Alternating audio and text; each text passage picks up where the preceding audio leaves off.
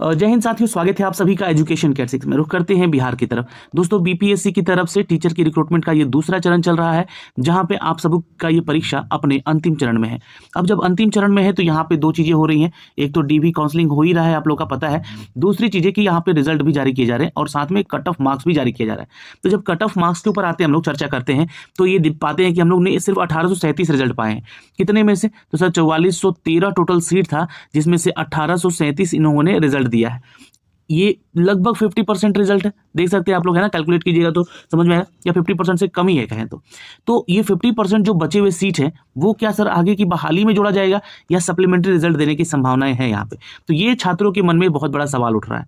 देखिए, अगर cut off देखेंगे आप यहाँ पे, है ना, चूंकि मैं कट ऑफ की भी चर्चा करूंगा, चूंकि कट ऑफ हाई क्यों गया है। 89 कट ऑफ गया है, जैसा कि आप लोगों ने इस पीडीएफ को देखा होगा। 89 कट ऑफ गया है जनरल में सीट क्या थी सर, इसके ऊपर थोड़ा विचार कीजिएगा। तो टोटल अगर मैं आपको यहाँ से दिखलाऊं, एक जो कि रिवाइज वैकेंसीज का अपडेट दिया गया था, तो यहाँ पे आप देखिएगा तो 1 to 5 में टोटल जो जनरल कैटेगरी की सीट थी वो 1088 सीट थी, ठीक। प्लस में यहाँ पर जो एससी फीमेल का जो सीट था वो 3142 सीट था। अब यहाँ पे आप देखिएगा, थोड़ा ध्यान दीजिएगा, छात्र कह रहे थे कि सर क्या इतनी महिलाएं जो है भर पाई हैं, उनका रिजल्ट हो पाया है एससी फीमेल में? तो बिल्कुल नहीं, एससी फीमेल में इतना रिजल्ट नहीं दे पाई हैं छात्राएं। तो क्या सर ये हमारा क्षैतिज आरक्षण कहता है कि जो बची हुई सीटें होंगी वो इसमें ऐड हुई होंगी और ऐड होकर यानी कि यहाँ पे आप लोगों का यहाँ रिजल्ट दिया गया होगा? ऐसा देना था, लेकिन ऐसा हुआ है क्या? यहाँ पे अगर देखिएगा टोटल अगर जनरल कैटेगरी के छात्र तो 409 ही सेलेक्ट हुए, तो यहाँ तो जनरल ही नहीं भर पाए हैं अपने सीटों को। तो क्यों, ऐसा कारण क्या रहा है कि आयोग ने उन लोगों को यहाँ पे फिलअप नहीं किया, उन सीटों को नहीं फिलअप किया है? क्या आयोग बार बार चाहती है यहाँ पर कि ये बहाली की प्रक्रिया अगले चरण में जाए और उसमें हम बहाली की प्रक्रियाओं को जोड़कर दिखलाएं? तो अपने आप में एक तो बड़ा सवाल बनता ही है यहाँ पर आखिर यहाँ पे टोटल वैकेंसीज की बात करें तो 4413 वैकेंसी है कंप्लीट। यहाँ पे 1 to 5 में हम पीआरटी की बात कर रहे हैं सिर्फ। यहाँ पे भी जो कट ऑफ हाई देकर दिया गया, देखिए कट ऑफ जो है मान लीजिए कि 89 गया है आपका कट ऑफ जनरल का, बाकी कैटेगरी का तो कट ऑफ लो है, तो बाकी कैटेगरी के छात्रों को तो मौका मिलना चाहिए। पर यहाँ पे मौका क्यों नहीं दिया गया? देखिए, मौका इसलिए नहीं दिया गया क्योंकि हमारा जो हॉरिजॉन्टल रिजर्वेशन कहता है, यानी कि जो क्षैतिज आरक्षण कहता है कि जो भी छात्राएं जैसे कि एससी फीमेल इसको फुलफिल नहीं कर पाए, कितने 3142 सीटों को, तो ये सीटें जाएंगी कहाँ? जनरल में। अब जनरल में क्या हो गया है, तो जनरल में कट ऑफ हो गया है इतना हाई कि छात्र इसको छू ही नहीं पाए हैं, यानी इस कट ऑफ को छू ही नहीं पाए। और जो छात्र यहाँ पे सिलेक्ट हुए हैं उनकी संख्या कितनी है? तो 409 है। बाकी अगर आप देखेंगे तो नंबर ऑफ कैंडिडेट के बढ़ने से ही ये जो है कट ऑफ हाई गया, जिसके चलते यहाँ पर जनरल का कट ऑफ हाई गया। और उस कारण से जो छात्र यहाँ पे 60, 70 या 75 या 85 या फिर जो है लगभग 88 तक कर गए हैं, उनका सिलेक्शन यहाँ पे नहीं हुआ। और ये हॉरिजॉन्टल आरक्षण लगा है तो जाके ये सीटें जनरल में ऐड हुई होंगी, कुछ ना कुछ यहाँ से जितनी सीटें बची होंगी। और उन सीटों पे यहाँ पे क्योंकि क्या है कि जो हॉरिजॉन्टल रिजर्वेशन के माध्यम से जो सीटें बचती हैं, वो सीटें जो है वो अदर कैटेगरी में नहीं जाके, जैसे कि मान लीजिए ईडब्ल्यूएस में नहीं जुड़ेगा या ईबीसी में नहीं जुड़ेगा या बीसी में नहीं जुड़ेगा जाके, क्योंकि यहाँ पे देखिएगा तो 0000 जितना भी है सीट यहाँ पे नहीं है। लेकिन ये सीटें सीधे जो बचेंगी यहाँ पे वो सीधे जाएंगी जनरल में। अब जनरल में गया तो भाई जनरल का कट ऑफ हो गया हाई, तो सभी छात्र यहाँ से हो गए बाहर। तो आयोग यहाँ पर ऐसे ना करे, क्योंकि अगर क्षैतिज आरक्षण का लाभ मिल सकता था तो सभी को देना था यहाँ पे। क्योंकि अब ये जो जितने भी कैटेगरी वाले छात्र हैं वो आगे होंगे जनरल में फाइट करने को लेकर, इनके पास तो सीट है नहीं, तो ये जनरल में फाइट करने चलेंगे। अब जनरल का कट ऑफ चल गया हाई, तो ये छात्र भी डिस्क्वालीफाई हो गए, जिस कारण से यहाँ पे आप लोग का सीट जो है वो कम सिलेक्शन हो पाया। तो ये हो गया। लेकिन अब दूसरा सवाल यहाँ बनता है, ये पीआरटी के बारे में तो हमने आपको जानकारी देती है कि सर इतना लगभग 50% सीट फिलअप हुआ है ना, मैंने अभी आपको कैलकुलेट करके बताया अभी। तो 50% सीट जो बचा है सर, तो क्या उस पर सप्लीमेंट्री रिजल्ट आने की संभावना है? तो देखिए, आपको बता दें कि ओवरऑल सप्लीमेंट्री रिजल्ट दिया जाता है, मतलब पीआरटी में भी देखा जाता है कितनी सीटें खाली है, फिर उसके बाद जो है आपका 6 to 8 का भी देखा जाएगा, फिर उसके बाद जो है आपका 9 to 10 का भी देखा जाएगा और 11 12 का भी देखा जाएगा। और उसके अनुसार मान के देखिएगा तो जो लगभग आपका रिजल्ट दिया जाता है वो 2500 से 3000 या 4000 मैक्सिमम मान लीजिएगा सीटें हुई तो, है ना। तो या मान लीजिए 2000 या 3000 लोगों का सिलेक्शन होता है पूरा रिजल्ट, फिर भी बहुत सारी सीटें खाली रह जाती है। तो उस कंपैरिजन में देखिएगा तो पीआरटी में जो सीटें हैं वो फिर भी खाली रह जाएंगी आप, और ये सारी सीटें जो है जाएंगी कहाँ पे? बीपीएससी तैयारी थर्ड में। यानी कि अब जो है बहाली की प्रक्रिया का जो सीट बचा हुआ है वो सप्लीमेंट्री का रिजल्ट भी अगर आता है उतना, तो उतना नहीं आ पाएगा कि इससे पूरा का पूरा सीट भर दिया जाएगा, ये बात ध्यान रखिएगा। और ये जो सीटें रह जाएंगी वो जाएगा बीपीएससी तैयारी थर्ड में। अब आगे देखते हैं दोस्तों। अब आपको बता दें कि देखिए बीपीएससी का जो आपका रिक्रूटमेंट प्रोसेस चल रहा है, इसमें जैसे कि आप सभी को पता है कि डॉक्यूमेंट वेरिफिकेशन का अभी प्रोसेस चल रहा है, यानी कि काउंसलिंग में आपको बुलाया जा रहा है, आपका डॉक्यूमेंट्स चेक किए जा रहे हैं। अब एक बात का ध्यान रखना है, डॉक्यूमेंट्स क्या क्या ले जाना है वो भी मैं आपको अपडेट यहाँ से दूंगा, है ना। लेकिन उससे पहले अगर आपने एक जानकारी रखिएगा, अगर आपने अपना आधार कार्ड में पिछले 6 महीने में जो जो बदलाव किया है, अब वो बदलाव देखिए जेन्युइन होना चाहिए। ऐसा नहीं हो कि आप जो है वैकेंसी को देखते हुए तो अपनी चीज़ों में बदलाव किए हो। तो यहाँ पे देखिएगा, ये जो आपका अपडेट दिया गया है, ये 27 तारीख का अपडेट आया है। बिहार लोक सेवा आयोग पटना के द्वारा यहाँ पर 20/2023 के प्रथम चरण, ये 26 होना चाहिए था, 26/2023 के प्रथम चरण का पूरक रिजल्ट एवं विज्ञापन 27/2023 के टियर 2 का अनुशंसित अभ्यर्थियों को काउंसलिंग के अतिरिक्त सावधानी बरतने के संबंध में।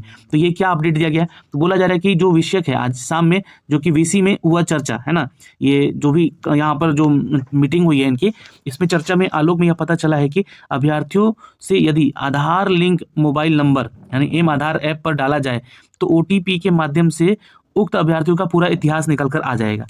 इसने कब कब अपना फोटो, नाम, पता इत्यादि बदला है, इसकी जानकारी मिल जाएगी। इससे हमें यह पता चलेगा कि इस अभ्यर्थी ने पिछले दिनों में अपने आधार कार्ड में क्या क्या बदलाव किए। तो ये एक इंपॉर्टेंट अपडेट है। अब यहाँ से आधार कार्ड में जो भी बदलाव किए होंगे, चालाकी करने वाले, फर्जी करने वाले छात्र ऐसे भी होंगे, तो ये उनका यहाँ से पकड़ में आ जाएगा। तो यहाँ से पहली चोरी तो पकड़ी जाएगी आपकी। बाकी डॉक्यूमेंट्स जो भी है आपके, अगर आपको उससे रिलेटेड करके आपने यहाँ बदलाव किया है तो यहाँ पे गड़बड़ हो सकता है। बट जो जेन्युइन स्टूडेंट है वो बिल्कुल नहीं डरेंगे, वो उस चीज़ पे खड़े रहेंगे और अड़े रहेंगे। यहाँ पे देखिएगा, सभी को निर्देशित किया जाता है कि इस पत्र के निर्गत होने की तिथि में अनिवार्य रूप से काउंसलिंग में आने वाली सभी अभ्यर्थियों के आधार में कोई बदलाव के कार्यों के इतिहास को देखें और संतुष्ट हो लें कि कोई गड़बड़ी तो नहीं। ये आदेश है उन सभी कर्मियों को। और विशेष रूप से इस बात का ध्यान दिया जाएगा कि आपको ऐसा लगे कि हाल ही में 6 महीने में अभ्यर्थी ने अपना फोटो या नाम बदला है, तो ऐसे मामलों को संदेहास्पद में रखा जाएगा और इसके ऊपर काउंसलिंग में स्थगित भी की जा सकती है। तो ये ध्यान में रखिएगा कि आपने अपना फोटो और अपना नाम में बदलाव किया है, खासकर क्योंकि ऐसे में क्या होता है कि बहुत लोग चेंज करके अपना आधार कार्ड निकाल के चले जाते हैं दूसरे की जगह पे कोई एग्जाम बैठने। तो वो अगर ऐसा हुआ है तो ऐसे में आपकी जो है यहाँ पे अभ्यर्था थोड़ा सा संदेह में आ जाएगी और यहाँ पे आपको काउंसलिंग से बाहर भी किया जा सकता है। तो ये सावधानी है, ये बरतने की जरूरत है आपको यहाँ पे। अब देखिए, जो डॉक्यूमेंट्स की मांग की गई है उसके ऊपर भी मैंने कई वीडियो बना दिए हैं आप लोगों को। फिर भी अगर आपको लगता है कि कोई डाउट है तो एक बार ध्यान से सुन लीजिएगा, है ना। चूंकि जो भी छात्र अभी तक इनका जो है काउंसलिंग नहीं हुआ है या फिर डॉक्यूमेंट वेरिफिकेशन नहीं हुआ है, ये भी थोड़ा सा ध्यान रखिएगा। बिहार लोक सेवा आयोग के द्वारा जो है आपका मूल प्रवेश पत्र और उसकी एक स्व अभिप्रमाणित छाया प्रति लगेगी। तो ये जो लिस्ट है ना, यहाँ पे ये लिस्ट दे दिया गया है और उसमें कौन सा डॉक्यूमेंट्स लगेगा उसके बारे में भी जानकारी दी गई है। तो बीपीएससी का एडमिट कार्ड लगेगा ओरिजिनल, उसका रजिस्ट्रेशन फॉर्म लगेगा जो आपने फॉर्म भरा था, मैट्रिक का सर्टिफिकेट लगेगा डेट ऑफ बर्थ के लिए, रिक्वायर्ड एकेडमिक क्वालिफिकेशन मार्कशीट लगेगा आपका, रिक्वायर्ड एकेडमिक क्वालिफिकेशन सर्टिफिकेट लगेगा, मार्कशीट और सर्टिफिकेट दोनों लगेगा, रिक्वायर्ड ट्रेनिंग मार्कशीट सर्टिफिकेट यानी कि बीएड या डीएलएड किए हैं तो उसका मार्कशीट और सर्टिफिकेट लगेगा, बीटेड किए हैं पास यानी कि आप लोगों ने, या सीटेड या एसटीईटी, जैसे कि मान लीजिए कि क्लास 1 to 5 के लिए या 6 to 8 के लिए आपका बीटेड या जो है सीटेट की जरूरत पड़ती है ना, पेपर 1 और पेपर 2 का, पेपर 1 to 5 में और पेपर 2 6 to 8 में। तो वो है, तो आपको ले जाना है। सर्टिफिकेट भी इसका ले जाना है यानी कि जो आपको प्रमाणित करेगा, ठीक। रेसिडेंशियल सर्टिफिकेट यानी कि अगर आप बिहार के निवासी हैं तो लगेगा, नहीं तो अन्य राज्य से तो नहीं लगेगा। डिसेबल कैटेगरी का, फ्रीडम फाइटर का Aadhaar card, PAN card, cancel cheque, ये इंपॉर्टेंट है क्योंकि आपका जो आपके पास जो पासबुक होगा उस बात का ध्यान रखिएगा, उस पासबुक पे आपका नाम होना चाहिए आप ही का, और आप ही के नाम से वो खाता भी होना चाहिए, और उसका एक कैंसिल चेक ले लेना है ना। चेक बुक आपको मिलता होगा बैंक से, तो कैंसिल चेक मतलब मान लीजिए आपके पास चेक है तो उसको जो है ना कैंसिल करके, है ना, ऐसे ऐसे बीच में लाइन करके और कैंसिल करके सेल्फ अटेस्ट कर लीजिएगा और वो चेक आपको ले जाना है, ठीक है। और यहाँ पे और भी जो डॉक्यूमेंट्स मांगे गए हैं उन डॉक्यूमेंट्स को अपने पास रख लेना है। तो वैसे तो मैंने सारी चीज़ें बता दी हैं आपको कि कौन कौन से डॉक्यूमेंट्स लगेंगे आपके, तो वो सारे डॉक्यूमेंट्स आपको ले जाना है। और साथ में जितना भी आप लोगों ने अपलोड किया था ना अपना डॉक्यूमेंट फॉर्म भरते समय, वो डाउनलोड कर लीजिएगा आप, और डाउनलोड करने का लिंक दे दिया गया है और डाउनलोड कीजिएगा वहाँ पे। तो आपको जो है उस पर वाटर मार्क बना हुआ है, तो वाटर मार्क वाला जो है आप अपना वो एक अलग फोल्डर बना लीजिएगा और ओरिजिनल वाला एक अलग फोल्डर बना लीजिएगा, और फोटो जिस पे सेल्फ अटेस्ट करके ले जा रहे हैं तो फोटो कॉपी वाला जो है वो अलग एक डॉक्यूमेंट बना लीजिएगा। 3 फोल्डर बना के ले जाइएगा।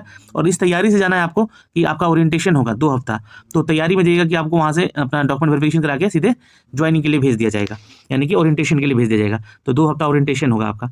फिर उसके बाद जो भी छात्र हैं ध्यान रखेंगे उनका मोबाइल जो है उनके आधार कार्ड से लिंक्ड होना चाहिए, नहीं तो समस्या आएगी अगर ओटीपी वगैरह नहीं जाएगा तो। तो बाकी सारी डॉक्यूमेंट्स के बारे में तो हमने बता दिया है, वो आपको लेके जाना है। और ये कुछ डेट शेड्यूल किए गए थे, यहाँ पे आप लोग चेक कर सकते हैं। 31 तारीख तक जो है आप लोग का जो क्लास 9 to 10 का जो है चलेगा, ये अपडेट है। ये पटना का है एक्चुअली, है ना। आप लोग का जो डिस्ट्रिक्ट लोकेशन दिया जा रहा है उसके वेबसाइट पे जाके चेक कीजिएगा कि आपका कब और कहाँ है, मतलब एड्रेस कहाँ दिया गया है और आपको जाना है। वैसे तो जनरली उस जिला के डीईओ कार्यालय में आपको जाना होता है ना, परामर्श केंद्र कहते हैं उसको, तो वहाँ जाके आप अपना ये कर सकते हैं। तो ये जानकारियां थी दोस्तों यहाँ से। और ये एक न्यूज़ अपडेट होकर आज का आया हुआ है, जहाँ पे शिक्षक नियुक्ति को लेकर छात्र परेशान हो रहे थे कि उनका कहाँ मिलेगा सेंटर, कहाँ ज़्यादा मिलेगा। तो देखिए, पहले यहाँ पे मैंने बोला ही था आपको कि गाँव के क्षेत्रों को प्रायोरिटी दिया जाएगा।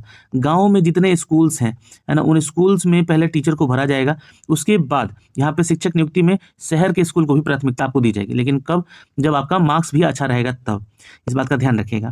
तो पटना जिला के शहरी क्षेत्र में पहले से शिक्षकों की कमी, साथ साथ बीपीएससी के माध्यम से नियुक्त शिक्षकों के जाने के बाद खाली हुई शिक्षकों के पदों के दूसरे चरण की नियुक्ति की प्रक्रिया भी यहाँ पे होगी और प्राथमिकता देने की उम्मीद है यहाँ पे कि उनके बाद जो है ग्रामीण क्षेत्रों में बचे स्कूलों में शिक्षकों की नियुक्ति की जाएगी पहले, और फिर बीपीएससी के माध्यम से पहले चरण में नियुक्त सभी शिक्षकों को पटना सहित राज्य के सभी जिला ग्रामीण क्षेत्रों में पदस्थापन किया जाएगा। और शहर के बड़े सरकारी स्कूलों में विषयवार शिक्षकों की काफ़ी कमी भी है, जिसको देखते हुए पूरा प्रयास किया गया है कि अब जो है आपका रिक्रूटमेंट ये शहर के क्षेत्रों में भी होगा। इंद्रप्रस्थ सिंह और गैंगस्थली बालिका उच्च विद्यालय प्रिंसिपल नवीन कुमार ने बताया कि उनके विद्यालय में विषयवार 16 शिक्षकों की कमी है, जहां पे कॉलेजिएट स्कूल के प्रिंसिपल विजय लक्ष्मी के अनुसार देखें तो 10 शिक्षकों की कमी यहाँ पे बताई गई है। तो ये सारी चीज़ें हैं जिसको लेकर यहाँ पे विचार किया जा रहा है दोस्तों कि इनका जो ज्वाइनिंग है वो अब शहरों में भी बन सकता है। तो चलिए, ये सारी जानकारियां थी जो कि हमें आप तक पहुंचानी थी, और इस वीडियो को प्लीज़ शेयर कर दीजिएगा और अपनी क्या राय है वो भी कमेंट सेक्शन में कमेंट करके बताइएगा। जय हिंद।